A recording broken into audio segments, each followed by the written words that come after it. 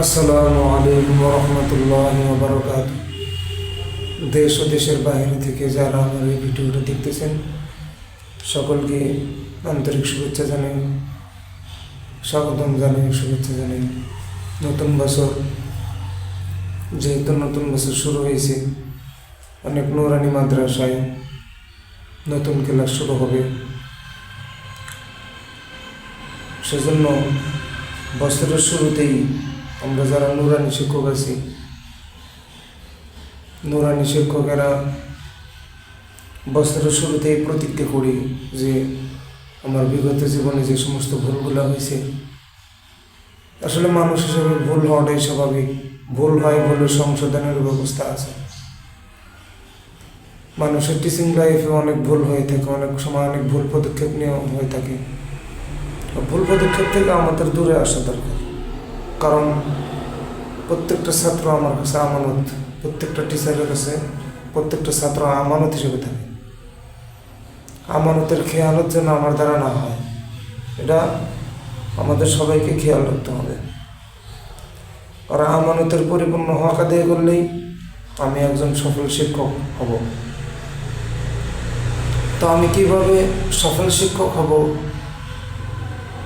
নুরানিতে যারা পড়াই, নুরানিতে পড়াইতে গিয়ে আমি কিভাবে সফল শিক্ষক হব, এজন্য কিছু পরামর্শমূলক কিছু কথা আপনাদের সাথে শেয়ার করতেছি।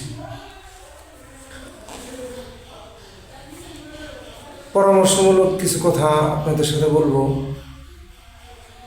সেজন্য সবাই ভিডিওটা স্কিপ না করে সবাই মনোযোগ দিয়ে দেখবেন। বিশেষ করে নুরানির টিচাররা যারা আছেন তারা ভিডিওটা দেখার চেষ্টা করবেন। তো এখানে শিক্ষকতার ক্ষেত্রে সর্বপ্রথম আগে আমাকে নিয়ত সহি করে নিতে হবে। নিজের নিয়তটা সহি করে নেওয়া। আর ছাত্রছাত্রীদেরকে ভালো মানুষ হিসেবে গড়ে তোলার জন্য সকলে উদ্যমী হওয়া, তাদেরকে কিছু দেওয়া, তাদেরকে যেন আমি কিছু দিতে পারি। আমি টিচার হয়ে আমার স্টুডেন্টকে, আমার ছাত্রকে আমি যেন কিছু দিতে পারি, এটা আমার জীবনের মূল লক্ষ্য হইতে হবে। খালি শুধু ক্লাস করলাম, গেলাম আর আসলাম, এরকম যেন না হয়। প্রতিটা দিনেই এরকম মনে করতে হবে যে প্রতিটা ক্লাসে মনে করতে হবে আমানত। সেজন্য আমানত রক্ষা করে আমাদের ক্লাসগুলো করার দরকার। তো সেজন্য বলছি, 1 নম্বরে সর্বপ্রথম আমাদের নিয়ত সহি করে নিতে হবে। 2 নম্বর মেহনতের জন্য আগ্রহী হইতে হবে। আমার ভিডিওটা আসলে মেহনতের উস্তাদদের জন্য। তো 1 নম্বর শিক্ষকতায় সঠিক মনোভাব থাকতে হবে। প্রত্যেকটা শিক্ষকের সঠিক মনোভাব থাকতে হবে। সঠিক মনোভাবটা আসলে কি? যে একজন শিক্ষক মনোভাবী হবে তাদের শিক্ষার্থীকে ভালোভাবে গড়ে তোলা। একজন শিক্ষকের যদি সঠিক মনোভাব থাকে, এটা শিক্ষার্থীর উপর প্রভাব পড়বে। শিক্ষক যদি ইতিবাচক ধারণা রাখে, সহানুভূতিশীল হয়, প্রত্যেক ক্ষেত্রে যদি ইতিবাচক ধারণা পোষণ করে, প্রত্যেক ক্ষেত্রে যদি সহানুভূতিশীল হয় এবং ধৈর্যশীল হয়, তাহলে ওই শিক্ষক থেকে তার ছাত্ররাও ইতিবাচকটা গ্রহণ করবে, সহানুভূতিশীল হওয়া গ্রহণ করবে, ধৈর্যশীল হওয়া শিখবে। সেজন্য গুরুত্বপূর্ণ 3টা বিষয়: ইতিবাচক মনোভাব, সহানুভূতিশীল হওয়া আর ধৈর্যশীল হওয়া। এটা আমাদের জন্য সবারই জরুরি। আমার দেখা দেখি আমার ছাত্ররা শিখবে, এই 3টে জিনিস শিখবে। কোনো শিক্ষকের মধ্যে যদি ইতিবাচক মনোভাব থাকে, সহানুভূতিশীল থাকে, ধৈর্যশীল থাকে, ধৈর্য থাকে, তাহলে ওই শিক্ষককে ছাত্র এমনিতেই মূল্যায়ন করবে। ছাত্রের কাছ থেকে মূল্যায়ন চাইতে হবে না, ওই ছাত্র এমনিতেই মূল্যায়ন করবে। যেমন কোনো ছাত্র কোনো একটা কাজ করতে গিয়ে, কোনো একটা পড়া শিখতে গিয়ে ভুল করছে, আসলে ভুল পড়া, ছাত্র হিসেবে ওরা ছোটো মানুষ, ওরা ভুল পড়বেই। সেজন্য আমাদের উচিত হবে হলো ভুলকে, কোন পয়েন্টে ভুল করলো এই ভুলটা ধরে শিক্ষা দেওয়ার একটা নতুন পদ্ধতি অবলম্বন করা। শিক্ষক কর্তৃক এ বিষয়টা থাকতে হবে ইতিবাচক মনোভাব। শুরুতেই যেটা বলছি যে ধমক না দিয়ে তাকে শিখিয়ে দেওয়া, কারণ ছাত্র তো ভুল করবেই। এখন আমিও যদি ভুল করি তাহলে তো আমার মধ্যে আর তার মধ্যে কোনো তফাৎ থাকলো না। বুঝিয়ে দেওয়া, ধমক না দিয়ে ভালোভাবে আদরের সাথে মহব্বতের সাথে বুঝাই দেওয়া, ছাত্র যেন ভয় না পায়। মহব্বতের সাথে যদি বুঝাই দেওয়া হয় তবে ছাত্ররা আপন করে নেবে শিক্ষককে। এর জন্য কিছু টিপস, এর জন্য কিছু পরামর্শমূলক কিছু কথা হলো, সবসময় ছাত্রদের সাথে ইতিবাচক মনোভাব বজায় রাখা। আর শিক্ষার্থীদের ভুল শেখার সুযোগটাকে, শিক্ষার্থী যে ভুল শিখছে এই পয়েন্টটাকে শেখানোর মূল পয়েন্ট হিসেবে গ্রহণ করা। আর 3 নম্বর হলো যে অহংকারী না হওয়া। শিক্ষকের মধ্যে যেন কোনো অহংকারী মনোভাব না থাকে, সহানুভূতিশীল যেন থাকে। রাগ না করা, অহংকারও করা যাবে না, রাগও করা যাবে শিক্ষার্থীদের সাথে। তাহলে 1 নম্বর বলছি সবসময় ইতিবাচক মনোভাব বজায় রাখা, শিক্ষার্থীদের সাথে সহানুভূতিশীল হওয়া। আর 3 নম্বর হলো অহংকার না করা, রাগ না করা। কয়েকটা বিষয় আমাদের খেয়াল রাখা দরকার। আর 2 নম্বর যে বিষয়টা সেটা হলো পোশাক এবং উপস্থিতি। আমাদের প্রত্যেকের পোশাকগুলোও ইতিবাচক হওয়া চাই। আমরা যেহেতু মাদ্রাসার টিচার, আমরা কওমি মাদ্রাসায় যেহেতু অধিকাংশই কওমি মাদ্রাসাতে লেখাপড়া করছি, আমার দেখা দেখি আমার শিক্ষকেরাও শিখবে, আমার ছাত্ররাও শিখবে। তা আমি শিক্ষক হয়ে যদি আমার মধ্যে সুন্নতি পোশাক না থাকে, সুন্নতি লেবাস যদি না থাকে, আমার থেকে শিখবে না। সেজন্য পোশাকের মধ্যেও শালীনতা থাকা যায়। সুন্নতি পোশাক পরিধান করা, পরিপাটি হওয়া, মার্জিত পোশাক পরিধান করা। যেহেতু আমরা মাদ্রাসায় পড়ি, সেজন্য আমরা যেহেতু কওমি মাদ্রাসা থেকে লেখাপড়া করছি অধিকাংশই, সেজন্য কওমি মাদ্রাসায় যে পোশাক, যে লেবাস, সেই লেবাসটা পরিধান করা। সবচেয়ে ভালো হয় হলো শিক্ষকদের জুব্বা পরিধান করা। আর যদি পাঞ্জাবি পরে কোনো শিক্ষক, তাহলে পাঞ্জাবি পরলে সাথে পায়জামা পরিধান করা। সোজা কথা পরিপাটি হওয়া, পরিষ্কার পরিচ্ছন্ন থাকা।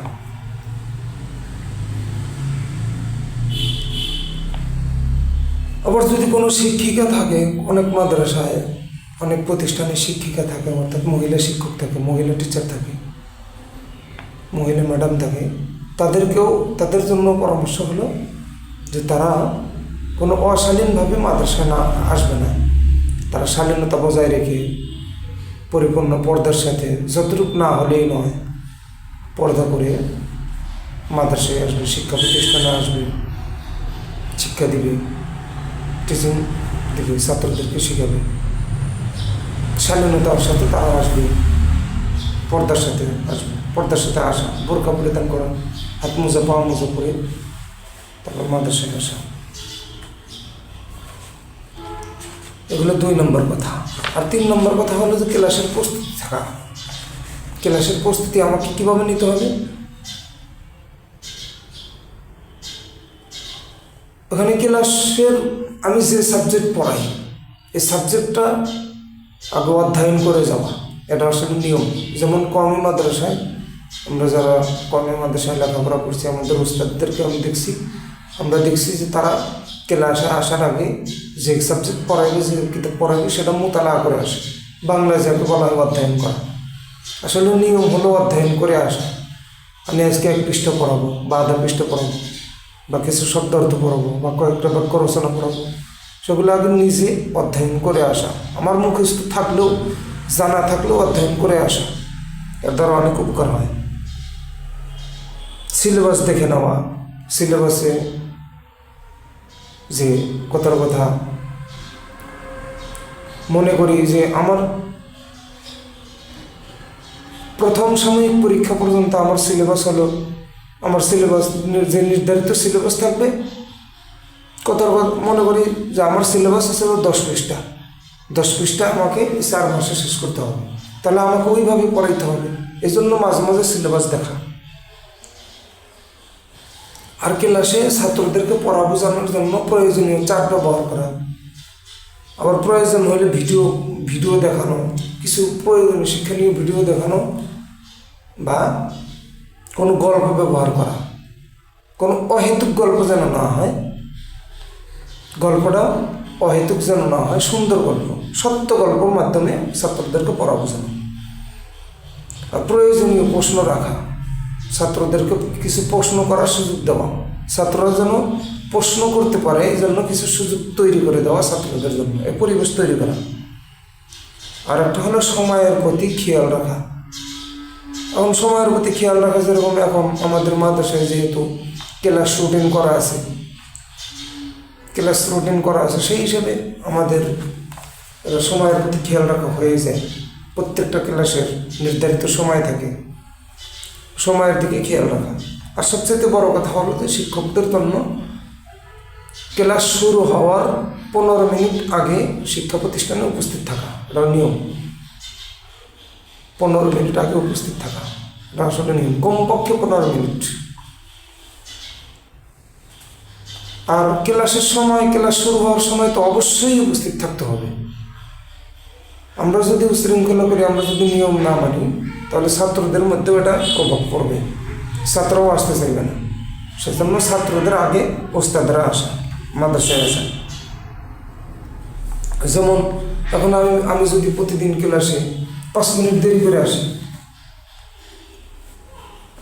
তাহলে 50 দিনে আমার 50 দিনে তাহলে 5 মিনিটকে 50 দিয়ে গুণন দিলে কত হয়, এটা হিসাব করা। যেমন 50 দিনে বা 1 মাসে বা 7 দিনে 15 দিনে কত 5 মিনিট আমি নষ্ট করি। সেজন্য সময়ের প্রতি গুরুত্ব থাকা চাই, নির্ধারিত সময়ের আগেই পৌঁছে যাওয়া, আর ক্লাসরুম পরিচালনায় দক্ষ হওয়া।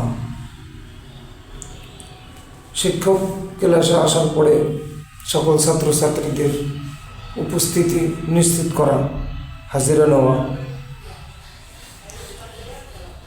শিক্ষার্থীদের অংশগ্রহণ নিশ্চিত করা হাজিরার মাধ্যমে। হাজিরা কয়েক রকম হতে পারে। হাজিরা একটা তো আমরা সাধারণত যে হাজিরা বুঝি, যে হাজিরা খাতায় নাম লেখা থাকে, সেটা ছাত্রদের নাম বলি আর ছাত্ররা লাভবাহিক বলে একটা হাজিরা। আর একটা হাজিরা পড়ার হাজিরা নেওয়া, সবকের হাজিরা নেওয়া।